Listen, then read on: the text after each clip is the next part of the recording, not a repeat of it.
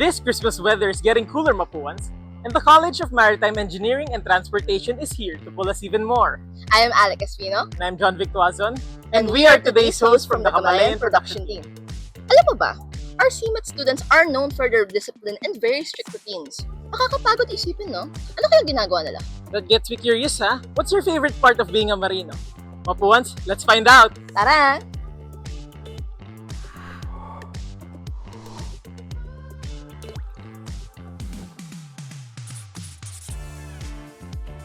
So ayun po, kasama po natin si Kuya Roland, yung Vice President ng CMET Student Council. So, ang tanong po namin para sa inyo is, anong favorite part niyo ng pagiging marino?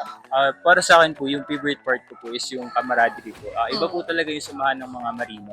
Nung pumasok po ako dito, wala po ako masyadong friends. Pero in my 2 years po dito, marami na po agad akong nakilala and yun po, na-form ng mga bonds po within the CMET community po.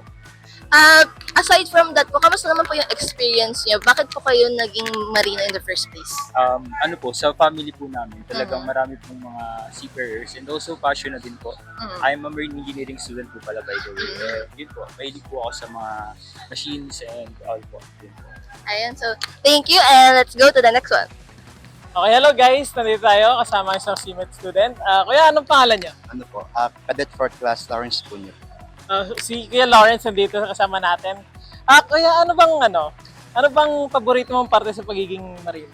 Ano po, yung subjects po and yung mga experience po ng mga professor namin. Tulad kay Sir Osinar po, yung mga experience niya po na ma-expect po namin sa barko at yun po. Tapos yung sa drawing po, yung kay Sir Jake, mahirap po yun pero kakayanin naman. Yun po.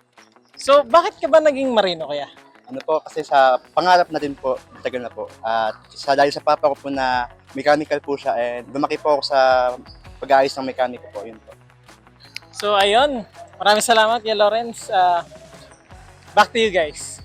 Kuya, ano pong favorite part niyo sa pagiging marino? So para sa akin, yung favorite part ko is yung camaraderie. Siyempre, sa pagiging marino, hindi pwedeng ikaw lang mag-isa. Lagi kayo may mga kasama, yung mga fellow cadets nyo, yung mga officers nyo, ayun. So, ayun, para sa akin yung camaraderie nga. Yung pakikisama nyo sa mga magkakaibigan kayo, ayun. Ay, grabe talaga. Pag magkakasama talaga, okay na okay yung pag-aaral. No? Saan naman? Bakit kayo naging marino? Ba't yun yung pinili yung program? So, pinili kong marine engineering kasi lahat ng pamilya ko or kamag-anak ko, karamihan sa kanila ay seaman. So, gusto ko lang sana ipagpatuloy yung legacy ng aking pamilya. Yun na lang. And yun. G. Hello, good day everyone. Nandito tayo kasama si Sir Paul. And tanong na natin siya. Anong paborito mong parte ng pagiging marino? Yung paborito kong parte sa pagiging marino is yung subjects namin, which is more about practical stuff kasi andun yung lab hours namin sa machine room, tuturuan kami yung painting and yung mga power plant and yung different parts ng ship engine. Tsaka isa bang favorite, pero dalawa kasi parang hindi na favorite, pero isasama ko pa rin. Yung community namin is parang dikit-dikit kami, which is it makes you feel at home with the community ng CMET. So parang pamilya, no? Kasi tatay ko rin marino eh. Pero bakit ka ba nagmarino kaya? Ito yung nag-catch ng interest ko. Tsaka yung future salary na pwede mong makuha is nakaka-tempt, nakaka-inganyo. Ayun. So bale yan everyone. Thank you Sir Paul. Thank you po. Thank you.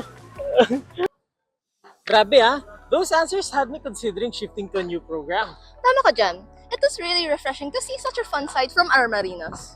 We really enjoyed our time here, and thank you for catching us here at the Kamalayan Reels, Where we deliver information within reach.